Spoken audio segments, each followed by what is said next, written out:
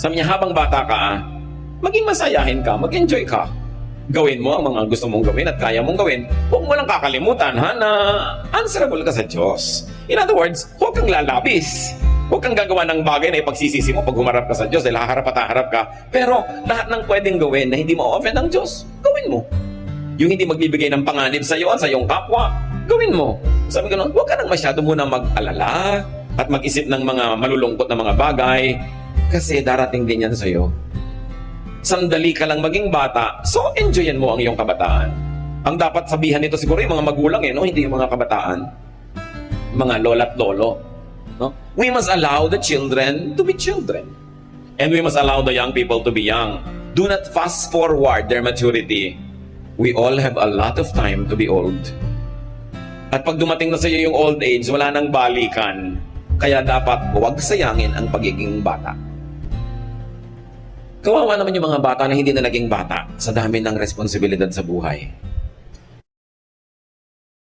Timing is always very important. Sabi nila, an ounce of prevention is better than a pound of cure. Isang napakatanda ng kasabihan.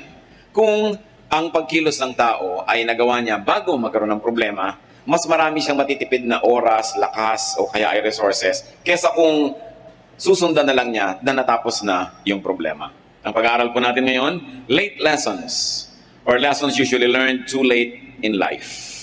Ano ba yung mga bagay na kuminsan ay huling-huli na para malaman, kaya importanteng alamin na habang may panahon pa.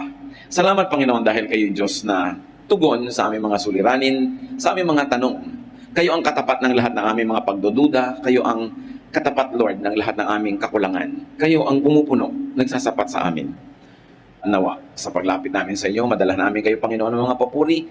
Pagpanain niyo kami ng mga salitang nagmumula sa iyong karunungan, salitang magiging gamot ng aming mga kasakitan, kalakasan ng aming kahinaan, liwanag ng aming kadiliman. Ituwid niyo po ang mga kalikuan namin, Panginoon, palakasin niyo po kami, pagalingin at akayin sa matuwid, maganda at maningning na daan.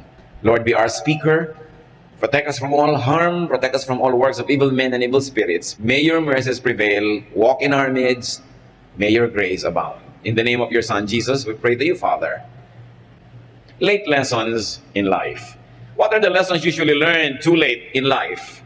Although pag sinabi natin too late, we don't really mean wala nang pwedeng mangyari. Pero mas maganda sana kung mas maagang natutunan. Kaya naman, the younger you are, the more benefits you will get in learning these things. Number one is put God in your life as early as possible. Be as godly as possible before you get damaged or ruined. Marami pong mga tao napapalapit lang sa Diyos dahil napupuwersa, naoobliga ng kalungkutan, ng kasakitan, ng kahirapan, ng kung ano-anong mga problema at damage. Mabuti na napalapit sa Panginoon. At mabuti naman at ang mga problema at hirap ay naging daan para mapag-isip-isip ang Panginoon at lapitan ng Panginoon. Pero mas maganda sana kung nauuna na tayong lumalapit bago pa dumadating yung mga krisis natin sa buhay.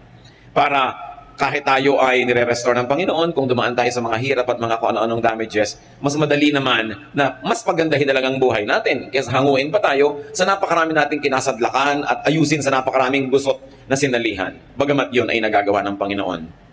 Pero napakaganda kung mas maagang nakikilala ang Diyos. Bagamat walang huli, kahit deathbed conversion, yung talagang huling hininga na nung nakakilala sa Panginoon, salamat, maganda yun. Pero mas maaga, mas mabuti. Ecclesiastes 12:1-2, keep your Creator in mind while you are young. In years to come, you will be burdened down with troubles and say, I don't enjoy life anymore. Someday the light of the sun and the moon and the stars will all seem dim to you. Rain clouds will remain over your head. Sinasabi dito ng mayak na darating ang panahon, tatanda ka rin. Marami ka rin mga bagay na gustong-gusto na ngayon na hindi mo na rin magugustuhan. Mawawalan ka na rin ng gana sa maraming dati ay hilig na hilig mo. Sabi, bago pa man dumating yon, alalahanin mo na ang Diyos. Habang bata ka pa lang, bago dumating yung mga panghihinawa mo at pagkapagod, bago ka maubusan ng lakas, kilalanin mo na ang Panginoon para may lakas ka pang natitira para sa Kanya. Meron ka pang mga panahon na lalalabi para sa paglingkuran at kilalanin at makisalamuha at makipagmabutihan sa ibang mga anak din ng Diyos. Sabi, agahan yan. Kaya tayo mga kapatid, meron tayong napakahalagang misyon ng mga bata sa ating pamilya. Maaring anak mo, apo, pamangkin, kung ano man, habang maaga dalhin sa Panginoon, isama sa church, enroll sa Sunday school, isama sa mga youth camp, mga daily vacation Bible schools, para maaga ang paglapit nila sa Panginoon. Sabi, train up a child in the way he should go, and when he is old, he will not depart from it. Mas madaling magturo kesa sa mag-repair kung may damage na. While God can restore broken lives, it is infinitely easier just to improve on what is already good. Pangalawa po na lesson na dapat hanggang maaga matutunan, accept and make peace with yourself as early as possible. Meron tayong mga katangian, meron tayong lakas at may kahinaan. Meron tayong mga bagay na talagang kaibig-ibig tungkol sa ating sarili at meron namang sana mas kaibig-ibig pa. Pero mas maaga natin na baguhin yung pwedeng baguhin at tanggapin ng buong puso yung hindi pwedeng baguhin tungkol sa atin, mas giginhawa, mas luluwag ang ating buhay. Sure, room for improvement is the biggest room in the world. Marami tayong pwedeng ibahin, baguhin, paasensohin sa ating pagkatao, pero may mga bagay na gano'n na talaga tayo. Tinatanggap tayo ng Diyos, dapat din nating tanggapin ang ating sarili. May mga karunungan na hindi mo siguro mamamaster kasi may iba ka ng master eh. Merong mga physical attributes that will never be yours because you're already possessing attributes that cannot be changed. Mas pinatanggap natin yon, mas maaga, mas matatahimik ang ating kalooban, makakapag-focus tayo sa mas mahalagang misyon ng ating buhay. Psalm 139:14, I praise you because of the wonderful way you created me. Everything you do is marvelous. Of this, I have no doubt. So pinupuri ng mayakda ang Diyos dahil doon sa napakagandang paraan ng pagkakalikha sa Kanya. But of course, we know that whoever is singing this and whoever wrote this is far from perfect. Pero sabi niya, pinupuri ko kayo sa ganda ng pagkakagawa niyo sa akin. Kailangan matuto tayo mga kapatid na kilalanin at appreciatein yung maganda at mabuti sa atin.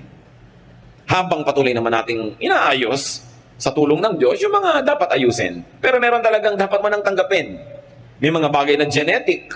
Halimbawa, kung talagang predisposed ang pamilya nyo na magkaroon ng diabetes, ang laki ng chance na magkaroon mo nun, kasi magalit ka pa sa mga ninuno mo na hindi rin naman nila inimbento yun dahil minana rin nila, tanggapin mo at mabuhay ka sa paraan na pinakamaayos para hindi ka mabigyan ng maximum damage ng karamdaman na yan. May mga bagay na dapat tanggapin, mas tahimik ang ating buhay. Improve what can be improved on and accept what cannot be changed. In other words, as early as possible, be a friend to yourself. Be at peace with who you are and with what you are. Pangatlo po na dapat nating matutunan, learn what matters to you as early as possible. Ano ba ang mahalaga sa inyo? Mahalaga ba sa inyo na pagka may mga lakaran, nakakapag-swimming kayo at hindi kayo marunong lumangoy, learn it as early as possible. Para humaba ang panahon ng buhay nyo na na-enjoy nyo yan. Gusto nyo pala pag may mga party, nagbo-ballroom dancing kayo, sumasayaw kayo, pag-aralan ninyo. Kaysa habang buhay, nakatingin na lang kayong halos mainggit-inggit doon sa mga nagpapaikot-ikot at nagpapagulong-gulong at nagpapatalon-talon, learn it if you like it. Gusto mo palang mamisikleta, pero habang buhay, nakatitig ka na lang sa mga namimisikleta because you don't know how, learn it. Mga kapatid, at this point in your life, ano ang mahalaga sa inyo, gusto nyo pero hindi nyo alam, alamin nyo. Mas maaga nyong ma-master yan, mas mahaba ang natitirang oras para nyo ma-enjoy. Skills ba yan? Language? Is it a piece of information? Is it a trade? Isang uri ng paghahanap buhay o nagagawa ng kamay? Alamin. We cannot forever say, gusto ko sana pero hindi ko alam. Agahan. Proverbs 24:5, a wise man has great power, and a man of knowledge increases strength. Sa palagay nyo, anong dapat nyong malaman na pag nalaman nyo, mas lumalakas kayo bilang tao. Mas lumalakas yung bargaining power nyo with the world. Know it. To know is to master, to conquer, and to use. Another thing we have to learn is to be as healthy as much as possible, as early as possible. Bakit sabi nila pag nagkakaedad ka na, dumadami na sakit? Eh, ang dami mo na kasing inipon na lason sa iyong katawan. Ang dami mo nang inipon na atraso. Mga pawis na hindi mo na ipawis, exercise na hindi mo na i-exercise, at mga hindi mo dapat kinain na kinain mo. Siyempre, darating ang panahon, makahabol ka rin yan, dumadami, nagkakasabay-sabay. Kaya pagdating ng araw, doon ka ngayon magbabawas ng alat, magbabawas ng taba, magbabawas ng mga kung ano-ano, agahan na ang pagbabawas nun kasi naiipon. Habang bata ka pa, konting disiplina na sa kinakain mo. Kung sasabihin bata naman ako, kasi naiipon, naiiwan sa katawan mo yan eh. Hindi lang naman mahalaga na tumanda at humaba ang buhay. Ang maganda, mahaba ang buhay, pero malusog. Mas na-enjoy mo yun. Sabi ng 1 Corinthians 6:19, do you not know that your body is a temple of the Holy Spirit, who is in you, whom you have received from God? Isipin ninyo na yung Espiritu ng Diyos na walang hanggan, walang katapusan, napakamakapangyarihan, nakatira sa ating katawan. Isipin nyo na lang na inyong isip na ang layo ng mararating, ang daming pwedeng ma-imagine, ang daming pwedeng ma-create, pero nakatira pa rin sa ating katawan. At pag bumigay na yung katawan mo, kasunod na rin bibigay yung brain mo. Kasi yun ang tinitirhan niya. Nakita nyo ang napakarami mga dakilang mga tao, great, powerful people, but in times of a crisis in their lives, they happen to be sick. Ang nangyayari, natatalo sila. Kung giyera yun, minsan napakalaking digma, ang galing na general, ang daming napanalunan, pero dahil lang sa kagat ng lamok, no? Nagkaroon ng malaria, at kung kailan siya sinusumpong at inaapoy ng lagnat, doon lumusob ang kalaban, natalo sila. Kasi kahit gaano kagaling ang utak mo, nakatira pa rin sa katawan mo yan, yung katawan mo pag bumigay, kasamang bibigay lahat. Kaya dapat inaalagaan, mas maaga. The body is also the temple of the mind. It is also the limit and the limitation of the mind. Kaya inaalagaan yan. It becomes a tool of the mind, but it also becomes a prison of our whole life. So as early as possible, exercise. As early as possible, be fit. Eat healthful foods. Life is so much easier and nicer when one is healthy. Hindi lang yun, mga kapatid. Pati life ng mga nagmamahal sa inyo, gumagaan pag kayo'y malusog. Kasi siyempre, kahit tayo ang may kasalanan kung ba't nagkaganon ang kalusugan natin, damay lahat ang nagmamahal sa atin dahil hindi naman tayo matitiis at aalagaan din tayo kung tayo magkaroon ng karamdaman. Kaya meron tayong pananagutan sa lahat ng nagmamahal sa atin to keep ourselves as healthy as possible, because when we are sick, sila yung napapagod. Kaya yung mga young people dapat responsable sa kanilang kaligtasan. Huwag na kung saan-saan ibalibag yung katawan at ipaghampasan at kung saan-saan dalhin, kasi pagka nabagok yung ulo mo at na-paralyze ka, yung matandang nanay mo pa rin na mag-aalaga sa'yo. Sino? Pag nagkaroon ka ng mga karamdaman, mga mahal mo sa buhay ang gagastos. Kaya hindi ka lang nabubuhay para sa sarili. We live responsibly. In adulthood, do not think of yourself and do not treat yourself as old. Do not think old. Do not act old. Marami kasing mga humihina na bahagi ng katawan natin kasi itinatrato na natin na mahina. Hindi na kasi nagagamit, hindi na napapractice. Recently, nakakita ko sa internet, 92-year-old lola nagsasalsa. Ewan ko kung nakita nyo yun, ha? Talagang nagpapagulong-gulong, binabalibag nung apo, kulang na lang lumipad. Ang lakas ng katawan. 92. Yun na siguro, wow. Maraming ginawang tama itong si Lola na sa buhay niya. Malakas pa yung katawan niya. So, huwag na kayo lagi na lang nakaparanela, nakabalabal at lagi na lang. Pwede nyo namang pasiglahin ang mga sarili, no? Para mas marami pa tayong makita, malasap, magawa, maproduce. So, watch what you eat. Sila Daniel, ang propetang si Daniel, mga batang-bata pa lang, binihag ng kaaway, dinala doon sa palasyo nung nakabihag sa kanila, tinetrain sila para maging mga trabahador nitong hari na bumihag sa kanila. Pero ayaw nilang kumain ng pagkain sa palasyo. Kasi iniisip nila, bukod sa moral dimension ng pagkain ng mga unbelievers, marami siguro talagang unhealthful na mga ingredients yan. Kaya sa Daniel 1:11-15, merong prescribed diet yung mga noble men na yon, noble young men who were in the palace. Pero Daniel then said to the guard, "Please test your servants for 10 days. Give us nothing but vegetables to eat and water to drink. Then compare our appearance with that of the young men who eat the royal food, and treat your servants in accordance with what you see."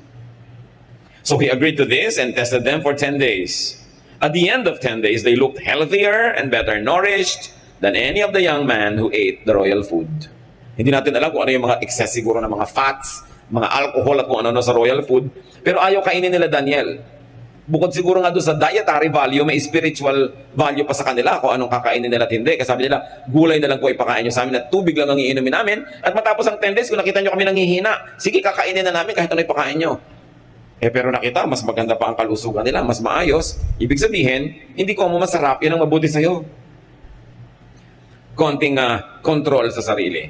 Isa pang dapat nating matutunan habang mas maaga sa buhay, mga kapatid, have fun whenever possible. Ecclesiastes 11:9-10, be cheerful and enjoy life while you are young. Do what you want and find pleasure in what you see. But don't forget that God will judge you for everything you do.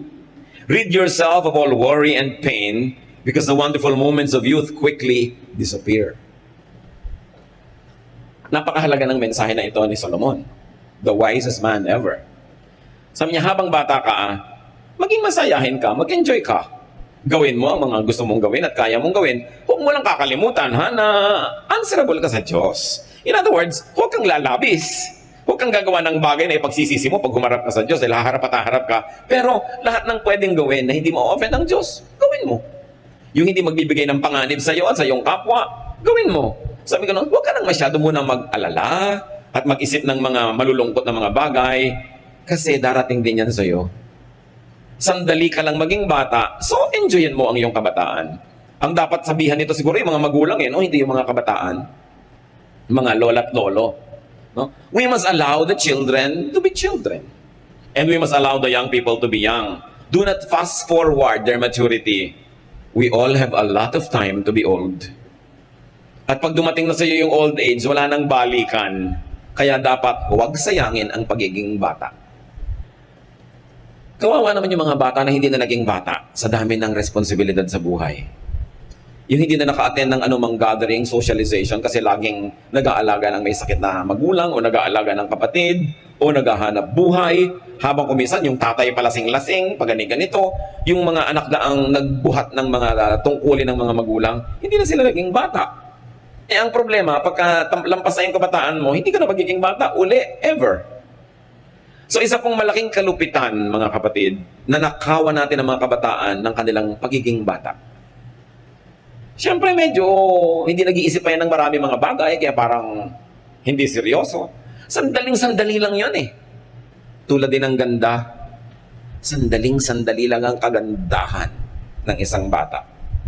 Anong sabi ni Shakespeare? A rose will bloom, it then will fade. So does a youth. So does the fairest maid. So, samantalahin. Huwag natin silang pigilan na magkaroon ng mga kasiyahan hanggat hindi offensive sa Diyos. Yan naman lagi ang hangganan eh. Siyempre may hangganan ng lahat ng bagay. Pero karamihan naman kasi sa atin, yung bata, huwag kang malikot. Ano gusto mo? Maparalyze na siya at mag-wheelchair na. Eh bata nga eh. Siyempre may likot. May hangganan din lang. Huwag kang makabasag, huwag kang makasira naman kung ano dyan. Bata ay bata. Mga young people, biglang magtatawanan ng malalakas, iirapan agad ang mga lola. No? Eh, mga young people, sandali lang yan pag nalaman na nila ang mga tunay na issues ng buhay, pag nagbabayad na sila ng mga kuryente at tubig at mga bayarin, pagka nalaman na nila ang maraming mga suliranin ng mundo, hihina na rin ang tawa niyan. Diba? So habang kaya pang lakasan, lakasan. At kahit matanda na kayo, marami para kayong bayarin, labanan nyo yan, lakasan yung tawa. Diba? Kasi, sabi nga ni Balagtas, sapagkat ang mundo'y bayan ng hinagpis, mamamaya'y sukat, tibayan ang dibdib. Marami talagang dumadating na problema. So, tuwing pwede, magsaya ka. Kasi may mga panahon sa buhay natin, ibigin mo man, talagang mahirap magsaya. So, yung masaya na, huwag mo nang palungkotin. Meron namang ganun eh. Nasa pagtitipo na, nasa party na, nasa kasalan na, naninimangot pa. Huwag kang manimangot at malungkot kasi may mga kamag-anak ka mahal sa buhay na siguradong mamamatay. Alam ka namang hindi mamatay, namamatay tayo. Doon mo na i-reserva ang lungkot mo. Siguradong maraming panahon. Pero pag ang panahon ay kasiyahan, tanggalin mo lahat ng lungkot mo, imagination mo kung ano, magsaya ka. Kasi dapat tamasahin, samantalahin ang mangilan-ngilang pagkakataon na pwedeng sumaya. At pag nakakakita tayo mga kapatid ng nagsasaya, huwag kayong killjoy. Hindi kayo makatulog pero nagkakantahan sila, magpasa kayo ng buto ng kakao sa tenga nyo para makatulog kayo at sila sumaya. Alam nga naman kayo itong matutulog, lahat patahimikin nyo na. Diba? Maraming panahon ng katahimikan na ang tao hindi mo man pigilin na mag-ingay, kusang tatahimik kasi maraming darating na dagok ng buhay. So habang hindi dumarating yun o wala, bakit nyo naman dadagukan? Kailangan marunong tayo magrespeto sa taong sumasaya. May bakasyon, huwag niyong ungkatin ang mga problema. Kaya nga nagpapakasyon. Magkaka-opisina kayo, magre-retreat kayo, magpupunta kayo ng bakasyon kung saan. Huwag niyong pag-usapan ng trabaho. Pag-usapan niyo pag nandun na uli kayo sa inyong opisina. Kasi bihira, gumastos pa kayo para magpunta halimbawa sa Sikogon. Tapos nung nandun na kayo, pinag-uusapan niyo yung mga nakakainis na bagay sa office. Sinayang niyo ang inyong pagkakataon. Maraming mga tao, sinasayang nila ang pagkakataong sumaya. Bihira-bihira lang naman magkaroon ng malaking kainan. Doon pa magjejeta. Kalimutan nyo nga yung jeta nyo kung masarap ang mga pagkain. Dahil madalas naman talagang jeta kayo dahil kulang ang budget, di ba? So doon na lang kayo magjeta. Darating din yon. Pero yung manakana ka na mayroong festival, naku, enjoyan mo yan. Kesa sa pag dumarating ang panahon ng gutom, inaala-alala mo yung mga dapat sana'y nakain mo pero hindi mo kinain dahil nag-iinarte ka, no? Magsisisi ka ngayon. So enjoy it. Enjoy youth. Enjoy young adulthood. Enjoy adulthood. In fact, enjoy every stage of life. Ecclesiastes 3, 1 to 11 can be summarized as saying, everything on earth has its own time and its own season. There is a time for laughing and dancing. And if it is not your time, hayaan mo yung iba to enjoy their time. Kung sino ang nagsasaya, siya ang may karapatan. Yung ayaw magsaya, yun ang lumayo. Pero huwag niyong pigilin yung nagsasaya. Hindi niyo alam, baka bukas may malalaman siya kahindik-hindik na bagay na kahit hindi niyo pigilin, talagang mawawala na yung saya niya. Unfair naman na hindi man lang siya nakapag-charge. Malolobat pala siya bukas, hayaan niyo siyang mag-charge ngayon. No? Para may baon siyang saya sa buhay. Kaya mahalaga mga kapatid, yung maliliit na bata, i-maximize natin ang saya nila. Para marami yung baon. Habang tumatanda sila, nawi-withdraw yun, kaya damihan nyo yung deposit na love habang sila'y bata pa. Hindi ko sinabing palakihin sila sa layaw, sa saya. Pero hindi ko sinabing i-exempt sila sa pagod, sa training, sa disiplina. Pero dapat ginagawa man natin ang lahat ng yon, may kakambal na saya. At makikita nyo sila yung magiging mga matitibay na tao, mapagbigay, maibigin, at masasarap na mga kasama. So, there is a time for laughing and for dancing. Maximize that time. Create, invent ways to be happy. Be youthful at heart and let the young be young. Kuminsan, ang ikinakalungkot ko po, pag marami mga nagiging born-again Christian, akala nila bawal sumaya. So, bawal na lahat, no? Bawal na lahat. Napaka maunawain ng Diyos. Gawin nyo kung ano yung nagpapasaya sa inyo, maliban na lang, alam nyo talagang maling-mali. Ngayon, medyo gray area, pero gustong-gusto nyo gawin, napakabait ng Diyos para kanya unawain. No? So, ang ating laging panghawakan, yung bait, hindi yung higpit ng Diyos. Mabait siya.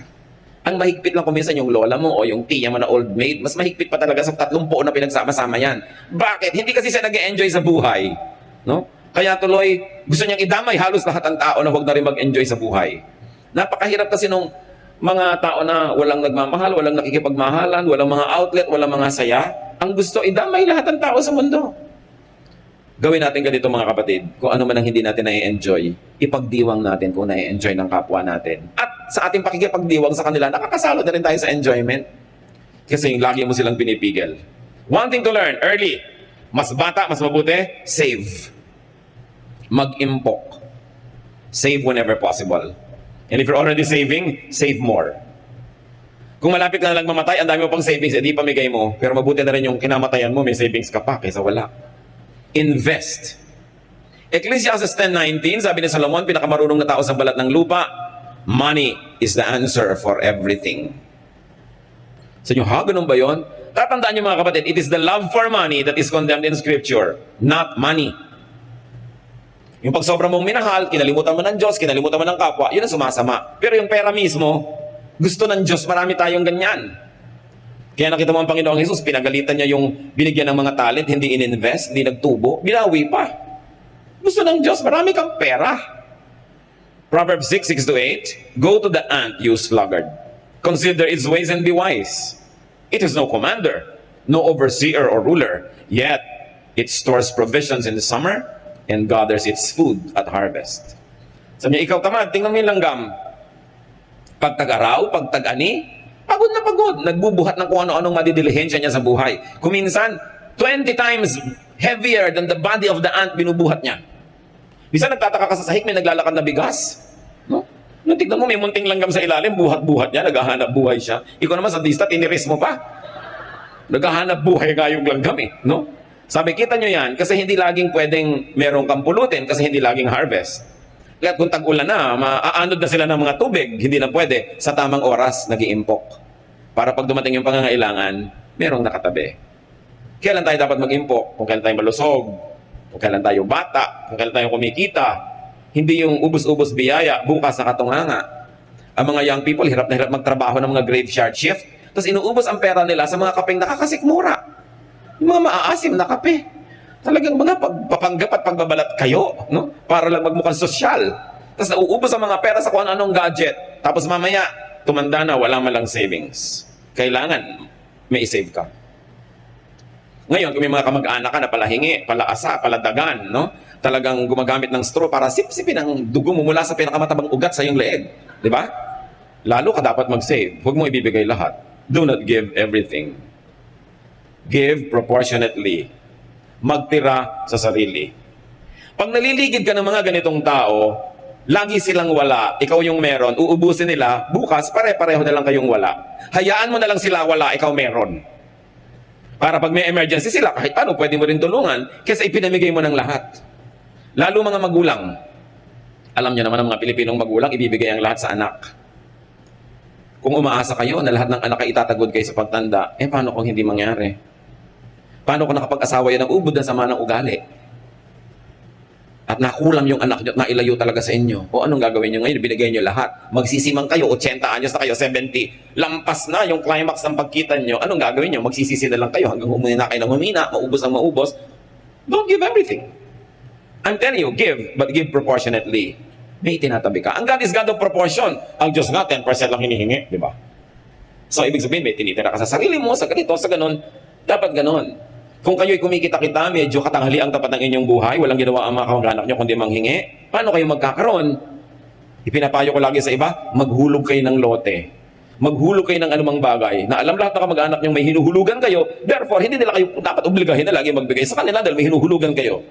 Tapos pagdating ng panahon, di ibenta nyo, parang savings, parang forced savings. Kasi kung laging cash ang pera mo, papapakin talaga ng mga tao yan. Wala kang maiipon. No?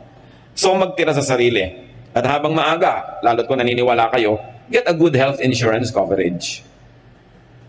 Mabuti na yung nagkakasakit kayo, ang inaalala nyo lang paano gagaling, hindi yung paano magbabayad. Malakas magpalala ng sakit, yung bills. Malakas magpataas ng lagnat. Pagka nakikita mo yung mga bills. Kailan kayo kukuha dapat ng health insurance coverage? Habang bata kayo kasi mura pa yung premium. Alam nyo na yung mga insurance, hindi ka naman yan love. Negosyo yan.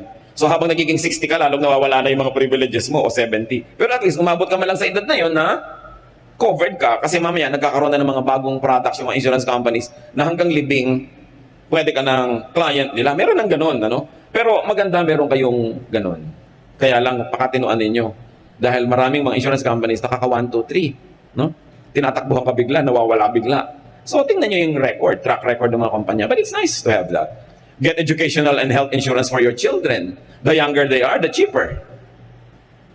Ako, isang patotoo. Sa ganito, napapatunayan ko this works. Yung mga insurance, health insurance, educational plans. Dami ko nang nakita na talagang it works. Kaya lang nga, talagang medyo maghihigpit ka ng sinturon habang nagbabayad ka ng premium. 5 taon lang naman yun. At kadalasan, yun yung 5 taon na bata ka pa, nasa peak ka pa ng pagkita, pwedeng gawin. Kita niyo yung babaeng pinupuri sa Proverbs 31:25? She is strong and graceful, as well as cheerful about the future. Sabi ng NIV, she can laugh at the days to come. Sino ang pwedeng magtawa-tawa sa darating na kinabukasan? Yung may ipon. Magulang ka, magkakalis na yung anak mo, sabi mo, magkakalis na anak mo, may pambayad ako. Di ba? Gaano karami nakakatawa ting Hunyo? Pag nakasalubong may mga mukhang Biyernes Santo, Hunyo. Kasi enrollment, walang savings. Gaano karami yung nakakatawa kapag naalala mo, naku, tatanda ako, kailangan ko ng wheelchair. Bibili ako ng may mga umiilaw-ilaw pa habang gumugulong. Di yung may pambili, di ba? Sinong nakakatawa sa mga darating na sakit, di yung may pampa-hospital, she can laugh at the days to come. Yung Proverbs 31:25 lady, because she has savings. So mahalaga, meron yan. Isa pang lesson mga kapatid, if you have a chance, I like to emphasize this, if you have a chance. Dahil yung iba gusto pero walang chance. And you are psychologically and emotionally fit to marry, marry. Huwag niyo nang tanong yung katabi niyo, ba't ikaw hindi ka nag-asawa? Di ba? Hindi kayo makialam. Pero if you have a chance, if you are psychologically, emotionally, economically, physically fit to marry, marry. Maraming ligaya ang pag-aasawa kahit marami rin itong hirap. Pag kinuwenta mo, kwentas klaras, panalo ka pa rin usually. Pag nagkaroon ka talaga ng isang married life. When you can have and raise a child or children. Mahirap lang yan sa simula, pero malaking joy ang binibigay niyan sa'yo. Lalo't kung mapag-aruga, kung tumanda ka, bagamat hindi yun guaranteed. Di ba? So kung mag-alaga ng bata, dahil investment mo siya para alagaan ka niya pagtanda mo, hindi yun guaranteed. Mahalin mo lang dahil mahal mo. Kung minahal ka uli sa sukli, di maganda. Kung hindi, may tinabi ka sa sarili mo. Yun ang importante. Proverbs 18:22, he who finds a wife finds what is good and receives favor from the Lord. Baliktarin mo rin yun, ganoon din sa husband. Mapalad yung mga tao who have a chance and who are psychologically and emotionally fit to have a spouse. So, huwag sayangin yun if you fall under that classification. Kahit ano pa ang hirap, mas matimbang pa rin ang pakinabang kung nagkaroon ka ng kabiyak. Psalm 127 verse 3, children are a blessing and a gift from the Lord. Kung minsan mga kapatid, merong mga ipinagbubuntis na bata in ways that are socially undignified. May mga unwanted pregnancies, may mga hindi inaasahan, merong mga kuminsan na puwersa nangyari. Sakaling mangyari, bagamat ayaw natin, never abort a child. At kung ikaw naman ay isang dalaga na sa mga laro sa'yo ng tadhana ay bigla ka naging isang dalagang ina, huwag mong ipamigay ang bata, palakihin mo. Machichismis ka lang ng 1 linggo, 2 linggo, 1 buwan. After 1 month, may ibang babaeng buntis na uling mapag-uusapan, aalis na sa'yo ang spotlight. Palakihin mo yung anak mo, hindi ka man nagkaasawa, may anak ka na. Alam niyo po kasi, I'm talking to experience. May mga kilala akong mga kababaihan na nagtapon pa ng anak, nagganito pa, tapos hindi na sila nagkaasawa, hindi na ngayon, nung medyo may edad-edad na, nanghihinayang, pinalaki ko na lang sana. Tapos ting nakakakita ka ng bata, naku, ganito ni ata kalaki yung anak ko, kundi ko pinamigay. You know, kung wala ka man naging asawa, naging tinatawag ka mang disgrasyada, ganun talaga ang buhay, no? Hindi mo naman ginusto yan, wala naman sa slambok mo na yun ang ambition mo. Napalagay ka doon, iayos mo kung ano yung naging mali, itama mo, and then, pasalamat ka, may anak ka na. Kesa wala. Huwag kayong magtatapon ng bata. Makakaraos din. Nairataos yan. Tsaka huwag kayong masyadong maging maramdamin sa chismis. Kahit nga wala kayong gawin, chichismisin pa rin kayo ng mga tao. Mga chismosa naman na yan, hindi ka naman naaalagaan niya kung nadapa ka. May anak ka, baka naman ibangon ka kung madapa ka. Huwag niyong pansinin yung mga chismosa. Make the most out of your life. Bihira, walang tao na nagiging perfect ang buhay niya. Nagkakapingas-pingas, nagkakalamat-lamat. Nangyayari yan eh. Yun ang maganda nga sa tao dahil meron tayong Diyos na pagdaraanan ang lahat. Basta tayo nagpapatulong sa Panginoon. Huwag kayong masyadong sentimental about it. Blessing pa nga yun. May anak ka na, may nangyari sa'yo. Nakapag-asawa ka, hindi ka masyadong naging maginhawa, hirap ka rin, pero siguradong may ligaya ka rin, pasalamat ka rin. Dahil blessing pa rin yun. God is so good at restoring us. God is so good at repairing broken lives. Don't let the brokenness continue to haunt you all your life. No? At just pick up the pieces, get on with life. Ano ba? Nangyayari yan sa lahat. Ang mahalaga, we learn from every mistake. And the mistakes we commit should make us kinder and nicer to those who commit other mistakes. Mas magiging maunawain ka dahil may pinagkukuhanan ka, may pinaghuhugutan ka ng pangunawa. At kung kayo naman naiibig, abay di umibig kayo, love. Never mind not being loved back. Meron kayong mahal, kaopisina nyo, talaga namang lahat ng bonus nyo, inapanulan yung kaldero, binibigay nyo sa kanya, pero hindi pa rin kayo pinapansin, ibigay nyo pa rin. Alam nyo yung nagmamahal, mas masaya naman nyo kaysa doon sa minamahal eh. Kayo yung nagmamahal, hindi man kayo suklian ng pagmamahal, magmahal pa rin kayo, at least naranasan nyo magmahal. Diba? Kaysa sa hindi na kayo minahal, hindi pa kayo nagmahal. Di wala na kayong naranasan. It's alright to love and not be loved back. Because loving by itself gives you a lot of happiness. Kung sinuklian pa, kahit konting pagtingin, malay nyo naman. So huwag kayong matakot umibig. Yung mga nabigunan ng mga 18 beses, may mga 18 pa ulit na lalabi, ubusin nyo.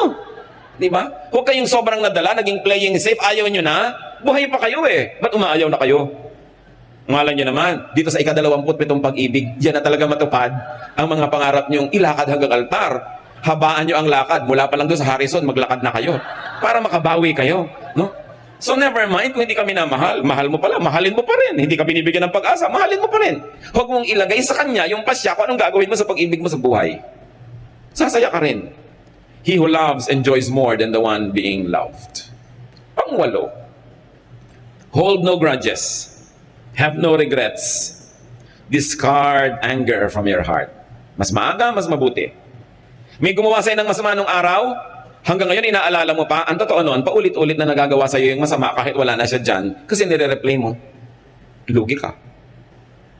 Kung meron kayong dapat patawarin, huwag din pag naghihingalo na siya o naghihingalo kayo, tsaka pa kayo nagpapatawaran, patawarin nyo na agad. Makakalaya siya, makakalaya kayo, mas luluwag ang buhay. Huwag kayong magtanim ng sama ng loob. Yung puso nyo, dapat tinatayaman ng pag-ibig, hindi ng sama ng loob, hindi ng galit, hindi ng mga hinanakit, himutok, hindi ng mga pains and sorrows. Minsan na kayong nasaktan, tama na. Ilibing nyo na forever, magpatawad na kayo para hindi maulit. Kasi habang sinasariwa nyo, bumabalik yung galit, bumabalik yung sakit, sinong lugi? E di kayo. Mas maaga, mas mabuti. Kasi maiksi ang buhay. Sayang ang bawat saglit na inubos mo sa pagiging galit. Pwede naman sanang inubos sa pagiging masaya. It is your decision. Ephesians 4:31, stop being bitter and angry and mad at others. Don't yell at one another or curse each other or ever be rude. Sayang. Minsan ka lang nagkaroon ng araw na ganito, ng petsang ganito, ng taon na ito sa buhay mo. May nakaaway ka pa, di ba sayang? Samantalang maganda kung may naging kaibigan ka. Huwag sasayangin ang bawat sandali. Philippians 3:13, I forget what is behind and I struggle for what is ahead. Nililimot ko na yung tapos na. Sabi ganun. At kayo mga kapatid, makinig kayo mabuti. Kung meron kayong kamag-anak, kapatid, mahal sa buhay, asawa, magulang, na nakagawa ng isang malaking pagkakamali nung araw, at alam nyo yun, at pwede nyo isumbat, pwede nyo siyang tapunan ng isang tingin pagka siya ang tinatamaan ng conversation, kahit hindi alam ng iba, pwede nyo siyang i-blackmail, huwag nyo gawin, release the person, limutin nyo na. At ang mga nagawa nilang mga malino, lalo't ikinahihiya nila, kinasasama ng loob, huwag nyo nang uungkatin pa. Yun ang pagpapakatao. Sinasabi, don't hit below the belt. Kahit sa boxing, may batas.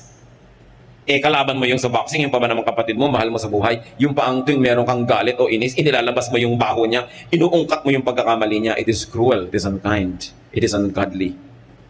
And even if you are able to hurt the person, do you think that you can get out of it unscathed? No. Kayo man, kahit galos magkakaroon. So huwag nyo nang uungkatin pa, lalot maselan, lalot pinagsisisihan o ikinahihiya ng inyong kapwa. Pangsyam na magandang maalala bago tayo lubugan ng araw sa ating buhay, be nice and friendly to your children or to your children-in-law. Sandali lang, minsan lang maging bata ang bata. Pag pinalaki mo pa sa kalupitan, pag pinalaki mo siya sa iyong masamang ugali, sa iyong pagdaramot, sa iyong pananakit, anong itinanim mo sa puso niya? Puot sa'yo, galit, hinanakit. At habang patanda ka ng patanda at pahina ng pahina, siya tong lumalakas. Kumbaga sa araw, papalubog ka na, siya nagtatanghaling tapat pa lang. Lahat ngayon na ikabubuti mo sa buhay, iaasa mo lang sa kanya dahil mahina ka na. Ano ang maaalala niya? Bigyan niyo ang mga bata ng mga magagandang maaalala.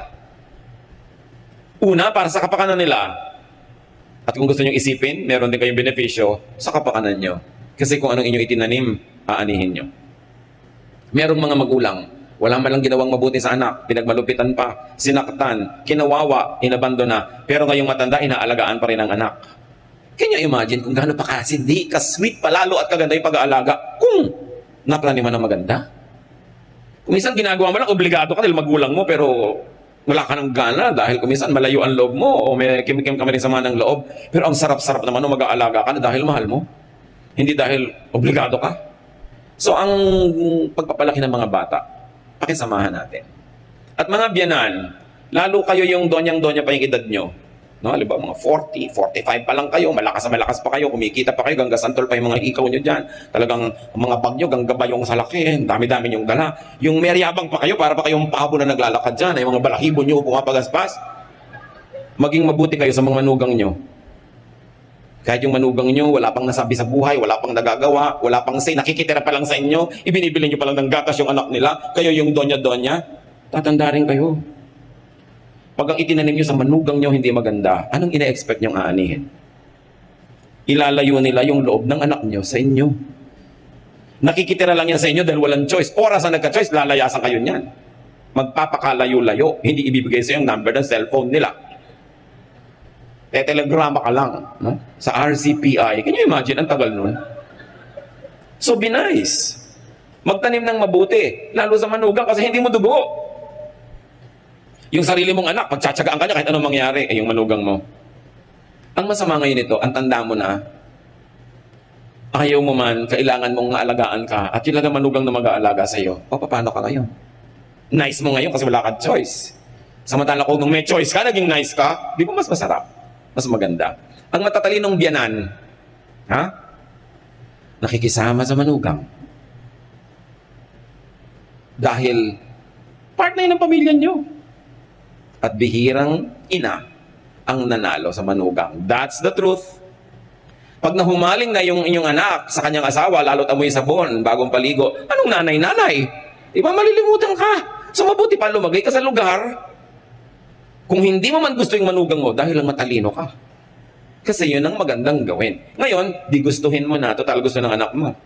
Mag-e-enjoy ka pa kaysa mainis. Wala ka na mga magagawa. Nandyan talaga yan. May okasyon. Kasi manugang mo yan. Maraming mga biyenan, hindi sila marunong. Nakikipagyera sa manugang. Anong mapapalaan nyo? Sa palagay nyo ba, magwawagi kayo? Wala. Stress lang. Be wise. Kung inaalagaan nyo ba naman ng mga anak nyo na, sa inyong kalakasan, edi mas masarap ang pagtingin nila sa inyong pagtanda. Ephesians 6:4, parents, don't be hard on your children. Raise them properly. Teach them and instruct them about the Lord. Of course, the presumption is you are godly yourself to be able to teach children about the Lord. Kita niyo itong magbiyanan na si Ruth at Naomi? Ang sweet. Itong si Naomi, may dalawang anak na lalaki, namuhay sila sa isang foreign land. Tagaroon yung napangasawa ng kanyang mga anak na lalaki. Namatay ang asawa niya, namatay ang dalawa niyang anak na lalaki, ang natira silang 3 babae. Ngayon, sabi nitong matandang biyanan, mga iha, mag-uwi na kayo sa inyo inyong barangay. Kasi wala na ako natirang anak para ipakasal pa sa inyo. Magkanikanya na tayo, gumawa pa kayo ng buhay nyo dahil bata pa kayo. Meanwhile siya, ang tanda-tanda na niya, byuda na, naulila pa sa mga anak, sino lang titingin sa kanya? Ruth 1:16-17, Ruth answered, please don't tell me to leave you and return home. I will go where you go. I will live where you live. Your people will be my people. Your God will be my God. I will die where you die and be buried beside you. May the Lord punish me if we are ever separated, even by death. Mga biyanan, sasabihin kaya ng manugang nyo sa inyo yan. Ang ganda, di ba? Ayaw siyang bitawan ng manugang kahit wala na yung asawa na anak niya. Kasi sila, may sariling relasyon na na-develop. Nagmamahalan sila bilang magbiyenan. So hindi lang sila artificially put together by this common man in their life, the son and the husband, but they have developed a friendship between them na wala na yung lalaki, tuloy pa rin sila. Mahusay na babae. Pareho sila. Mga manugang, makisama rin kayo sa inyong mga biyenan.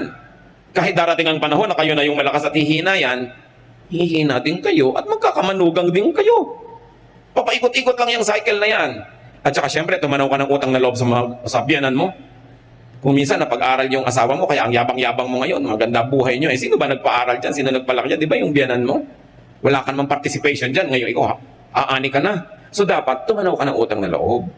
At sino pa man naman ang dapat mag-adjust? Hindi yung bata, natural. Kung may konti mga bisyo yung biyanan mo, may mga ugali, ikaw na mag-adjust. Ikaw naman itong bata Lumagay ka rin sa lugar. Pareho kayong lalagay sa lugar, sasaya kayo. At hindi nyo hahatiin ang puso ng isang lalaki na common to the two of you. Kawawa naman yung lalaki, yung nanay niya, tsaka asawa niya, hindi magkasundo. Meron akong kilala niyan, mga kapatid. Sabi niya, gusto na daw niya magbaril. So, kapatid, yung nanay mo at asawang barilin mo. Sila pa nag-aaway, ba't ikaw magbabaril? Siyempre, biro ko lang naman yon. Pero ang point is, may mga lalaking ganun gusto na magbaril dahil litong-lito na. Siyempre, mahal ang nanay, mahal yung asawa. Kayong dalawang babae, mag-ayos nga kayo para tumahimik. Di ba? Napakahalaga nun. So, sabi niya, saan man kayo pumunta, sasama ako, nanay. Ang sarap na samahan. Number 10, paalala mga kapatid, do not retire prematurely. Ano ba yung retirable age? 60, 65? Naku, nung araw yun. Ngayon hindi na ganun. 92 nga, nagsasalsa pa. Di ba? Do not retire too soon. Or let me say it, do not retire, period. Pag nag-retire kasi kayo, hihina kayo Maiinip kayo, wala kayong gagawin. Although, you can reinvent yourself. You reinvent your work, one that fits you, because you have already earned naman, Kung anong degree of engagement ang gusto mo ibigay sa iyong trabaho, sa iyong proyekto, na-earn mo na yon. Kung gusto mong every MWF ka lang gagawa o every afternoon, you have earned it. But don't retire. Hihina lang kayo. Maiinip lang kayo. No? Stay as active and productive as possible. Although in your terms. Kaya mahalaga, may gawin ka sa buhay mo para pag nag-retire ka, may karapatan ka naman to name your terms and to dictate your terms. No? With God's help, no learning can be too late. Kahit anong edad natin ngayon, may natutunan tayo dito, it's not too late. May papakinabangin pa rin tayo. But those who have the benefit of youth and time, Learn early so that you will have a longer time to enjoy wisdom. In your senior years, do not be possessed by regrets. John 10:10, the Lord said, "A thief comes only to rob, kill, and destroy. I came so that everyone would have life and have it to the fullest." Hanggang huling hininga, dapat may katuturan pa rin, may kasiyahan, may ganda ang buhay. God wants you happy. God wants you fulfilled. Learn important things early enough. Thank you, Lord, that you remind us. Thank you, Lord, that you are concerned that we have a meaningful life. Ituwid niyo nga po kami, Lord, kung may mga kalikuan kami. Itama niyo kami kung may mali. At sa mga ginagawa na naming tama, lalo pang matama sa tulong niyo. Para kami magkaroon ng buhay na makahulugan, masaya, mabunga. At hindi lang yon, yung buhay namin maging kasiyahan din ng mga nabubuhay sa paligid namin. May living with us be a pleasure to those that have to live with us. Magbulay-bulay pa tayo mga kapatid, maghanap ng mga personal na application para lalo tayong makinabang sa ating pagsasalo-salo sa sandaling ito.